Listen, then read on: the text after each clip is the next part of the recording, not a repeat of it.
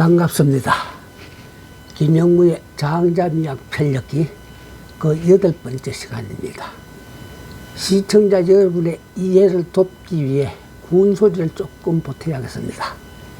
우리는 지금 나의 전자책 장자미학의 본질에 들어있는 장자 철학의 미학적 범주라는 장에 다다랐습니다.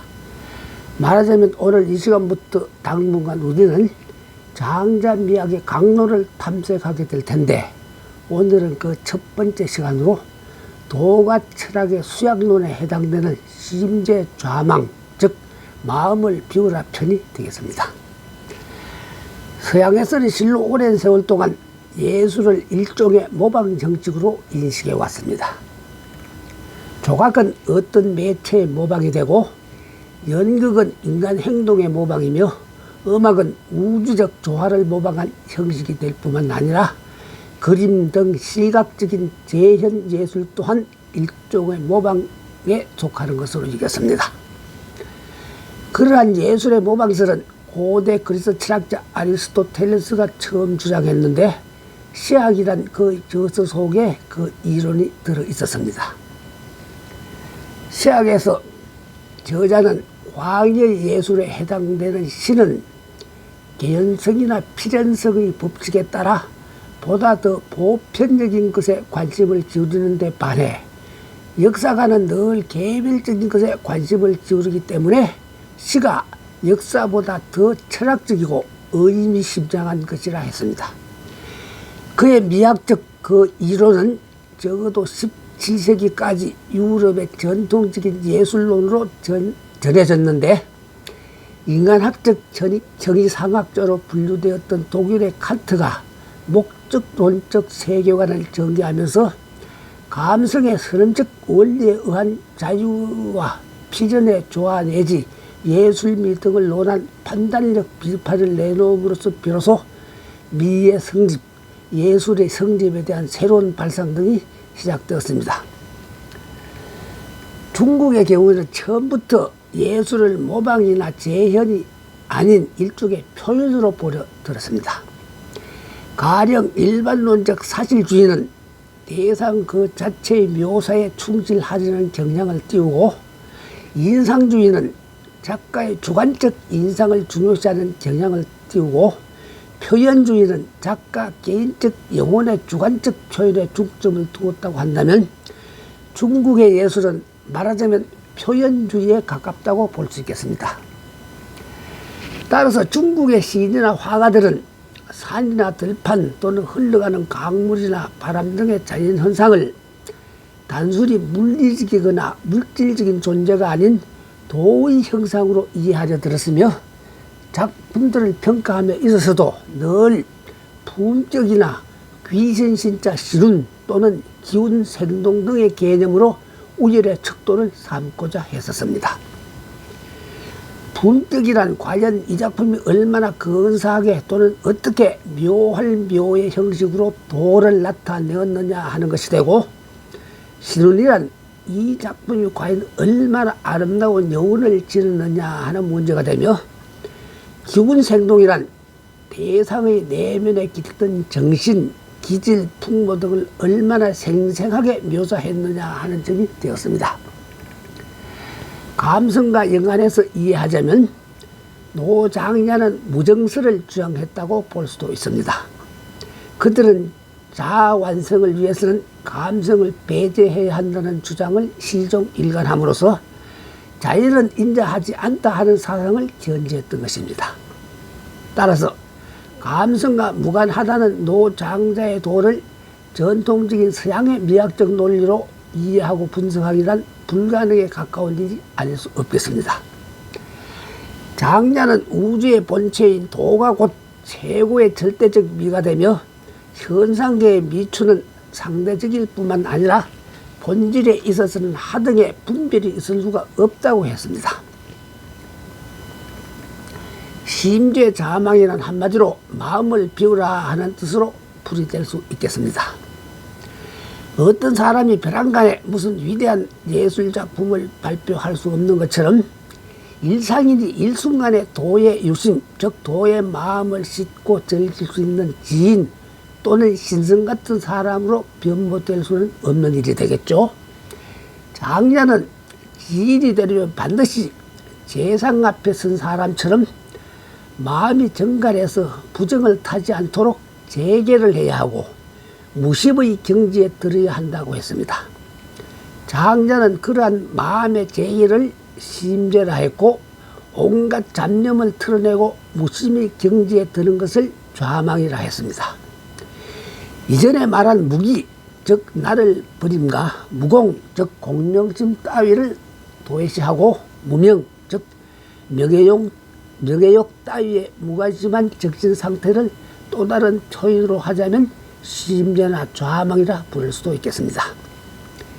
장자는 공자와 그의 수제자인 안회를 통해 심재를 다음과 같이 해설해 주고 있는데, 여기서는 마치 장난꾸러기처럼 장자가 공자를 도가사삭의 대변자인 양 내세우기도 했습니다. 안희가 말했다. 감히 심재에 대해 물어보고 싶습니다. 공자가 답했다. 내 의지를 집중시켜라. 귀로 듣지 말고 마음으로 듣고, 마음으로 듣지 말고 우주적 직관인 내 기운지로 들으라. 듣는 것은 귀에서 그칠 뿐이고 마음은 단순히 아는 것에서 그칠 뿐이다. 그러나 귀는 허함으로 외부의 사물을 받아들인다. 오직 도는 허한 곳으로만 모인다. 따라서 허한 것이야말로 심재이다. 안희가 말했다. 제가 아직 가르침을 받지 못했을 때는 제 자신을 실하게 했습니다. 심재에 대해 가르침을 받고 따르니 비로소 제가 잊지 않게 되었습니다. 가히 허라고 할 수 있겠는지요.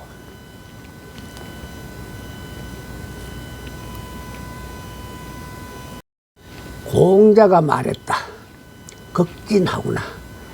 내가 너한테 말하노니 내가 그 울타리에 들어가 노니려면 명성을 생각지 말아야 하며 받아들이면 화답하고 받아들이지 않으면 그쳐야 한다. 따라갈 길도 없고 눈에 띄는 표적도 없어야 한다. 마음의 집을 진일하게 하여 그침이 없다면 길에 거의 접어든 것이다. 발자국을 없애기는 쉽지만 길이 없는 땅을 가기는 어렵다. 사람의 사역은 거짓되기 쉽지만 하늘의 사역은 거짓되기 어렵다. 날개가 있어 난다는 말은 들었으나 날개 없이 난다는 말은 듣지 못했다. 지각이 있는 지자는 들었으나 지각이 없는 지자는 아직 듣지 못했다. 저 인적이 없는 닫힌 문을 보라. 빈 방의 문틈으로 햇살이 비친다. 길하고 상스러움이 머문다.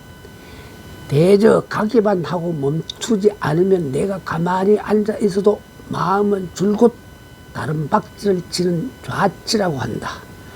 귀와 눈에 비치는 대로 마음에 받아들이고 자기의 주관과 분별을 버린다면 귀신도 와서 머물 것이니 하물며 사람은 어떻겠느냐. 내 편 인간세.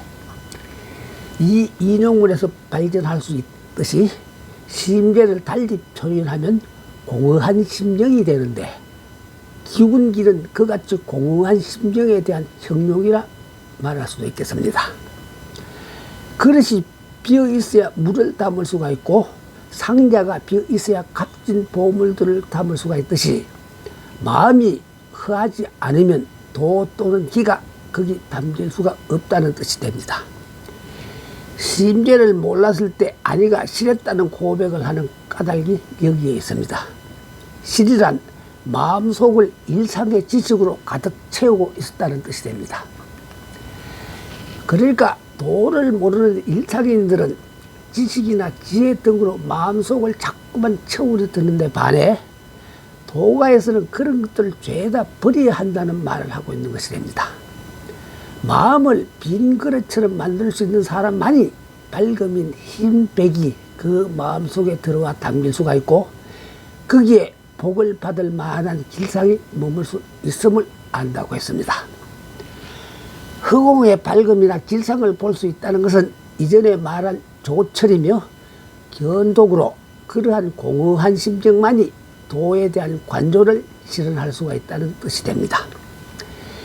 불교에서는 선수행을 하다 보면 어느 날 갑자기 깨달음을 얻을 수가 있다고 하고 그러한 순간적 깨달음을 도노라 부르기도 하는데 허공에서 밝음과 길상을 볼 수가 있다는 말과 일맥상통하는 표현이라 볼 수도 있겠습니다. 이와 같이 도에 대한 관조는 각종 세속적인 잡념을 틀어버려야 하고 논리적이거나 합리적인 사고 따위도 배제해야만 가능하다는 뜻입니다. 논리적이거나 합리적인 사고는 유기, 즉 세속적 계산의 밝은 상태일 때나 필요한 것이지 나를 버리는 상태의 무기일 때는 거기에 남아있을 수가 없게 됩니다. 도를 관조할 수가 있는 무기의 상태가 되면 반드시 유기에서 벗어나야 한다는 뜻입니다. 도에 대한 관조는 1차적으로 귀와 눈과 같은 감각기관의 도움을 빌리기는 하지만 본질적으로 눈과 귀의 자각만으로는 도의 관조가 불가능한 일이 되며 또한 마음의 논리적 사고에 의해서도 불가능한 일입니다. 그 까닭은 눈과 귀가 전해주는 인식과 세속적인 마음이 일으키는 논리적 사고는 단지 유한한 사물만 파악할 수가 있기 때문입니다. 도는 유무의 합체인 금을현이라 하지 않았던가요? 유무의 합체인 금을현이라는 표현이 바로 일상적 논리를 초월한 개념이 되며 유무를 초월하는 현의 경지를 체득하지 못하는 한 도의 경계는 바라볼 수조차 없다는 뜻입니다. 사람들의 마음은 늘 잡다한 일상적 가치관으로 가득 차 있는 잡동사니 창고와 같다는 사실부터 인식해야 합니다. 마음을 갈고 닦는다는 선수행 또한 일상적인 마음을 버리는 행위에 속합니다. 만약 부처가 되겠다는 마음으로 선수에게 임하면 올바른 선수행이 아니라고도 합니다. 마찬가지로 신성과 같은 사람 지인이 되겠다는 마음으로 심지의 자망을 찾고 있다면 그것 또한 올바른 심지의 좌망이 될 수가 없습니다. 무엇이 되겠다는 마음 또한 세속적 타선에 처한 유기에서 벗어나지 못한 상태이기 때문입니다. 그런데 잠에 빠져들지 않는 한 인간의 마음은 잠시도 쉬지 않고 오욕과 칠적에 시달리기 마련이었습니다. 오죽했으면 붓다는 인간의 마음을 발정난 당나귀에 비유했을까요? 사람의 마음은 그처럼 요동이 심하다는 뜻입니다. 요동치는 마음을 가라앉히는 수행이 다름 아닌 명상입니다. 다음은 공자와 그의 애제자 아내가 좌망을 찾아가는 과정을 묘사하고 있는데 장자는 아내로 하여금 육아에서 검과 옥조로 여기는 인이나 예약을 버린 다음 공자보다 먼저 좌망의 경지에 이르게 한 후 공자한테 나도 너를 따라야겠다 하는 식의 익살적 초인을 도입하기도 했습니다. 아내가 말했다. 저는 진전이 있었습니다. 공자가 물었다. 무슨 말이냐? 아내가 답했다. 저는 인의를 잊었습니다. 공자가 말했다. 잘했다. 그러나 미진하다. 뒷날 아내는 다시 공자를 만나 말했다. 저는 진전이 있었습니다. 공자가 무슨 진전 말이냐 하고 물었다. 아내가 저는 예약을 잊었습니다 하는 대답을 했다. 공자가 잘했다. 그러나 미진하다 하고 말했다. 뒷날 아내는 다시 공자를 안신하고 이렇게 아뢰었다. 진전이 있었습니다. 공자가 무슨 진전이냐 하고 물었다. 아내가 답했다. 저는 좌망에 들었습니다. 공자를 움찔하면서 좌망이란 무엇을 말하는가 하고 반문했다. 아내가 대답했다. 육신을 벗어나 총명을 물리치고 형체를 떠나 지혜를 버리고 통철함에 대동함을 일러 좌망이라 합니다. 공자가 말했다. 대동하면 좋음과 싫음이 없고 좋아하면 집착이 없어지니 과연 진실로 얻을도다. 나도 내 뒤를 따르고 싶다. 내 편 대종사. 위의 대화 속에서 육신을 벗어난다는 의미의 이형이나 몸을 잃는다는 의미의 타지체 등은 결국 사람이 생리적 욕망에서 완전히 해탈함을 가리키는 말입니다. 여기서 말하는 생리적 욕망이란 성욕이나 식욕 등과 같은 본능적 욕구라기보다는 인간의 오간이 지니고 있는 지독한 이기적 속성을 의미한다고 보아야 마땅합니다. 이를테면 눈은 늘 아름다움만을 선호하고 귀는 항상 고운 소리만을 갈망하고 입은 항상 달콤한 맛을 원하는 욕구 등입니다. 좌망을 위해서는 바로 그러한 속성에서 벗어나야 한다는 뜻입니다.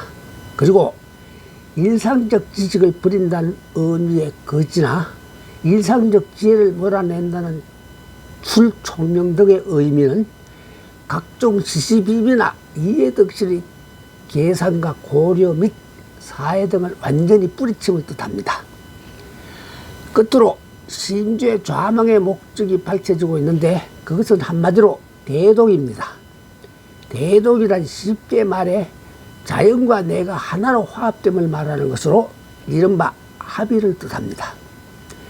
장자의 심주의 좌망이 일러주고 있는 핵심적인 사상은 사람의 마음속에 가득 차있는 이해적 관념을 철저히 타파하라는 것이 되며 사람이 심주의 자망의 경지에 도달해야만 도를 관조할 수가 있고 지미지락을 즐길 수가 있고 최상의 자유를 만끽할 수 있다는 뜻이 됩니다. 이해적 관념은 사람의 심리활동과 연계되어 있기에 이해적 관념을 철저히 배제하기 위해서는 마음을 텅 비워야 한다는 뜻이 됩니다. 마음을 텅 비우는 상태, 즉 심재 내지 좌망을 장자는 다시 이를 상해 상하라는 개념으로 표현하기도 했습니다. 장자가 자신을 잃는다는 의미의 망으라는 말과 아울러 굳이 상하라는 표현까지 사용했음에도 한 번쯤 주목해 볼 필요가 있겠는데, 망하라고 하면 어느 순간에 나에 대한 의식이 다시 되살아나는 유기가 될 수도 있다는 뜻이 잠재되어 있기도 해서 아예 나를 장사 지내버려야 한다는 의미로 상하를 말했다고 볼 수가 있겠습니다. 장자의 심재 자망이라는 개념은 노자에 나오는 척체 현감이라는 개념을 보다 구체화한 것이 되기도 합니다. 척체 현감이 하여 어떤 흠도 없이 할 수 있겠는가? 노자 10장. 척제란 때와 티끌을 씻어내는 일이며 또한 사람의 각종 주관적 욕망과 어리석음을 견해나 미신 등을 씻어버리고 두뇌를 거울같이 순수하고 청명하게 만드는 것을 말합니다. 현감의 감은 람으로 표현되기도 하는데 그 뜻은 결국 관조가 되며 현이란 도를 말함이 되니 현감이란 결국 도에 대한 관조가 됩니다.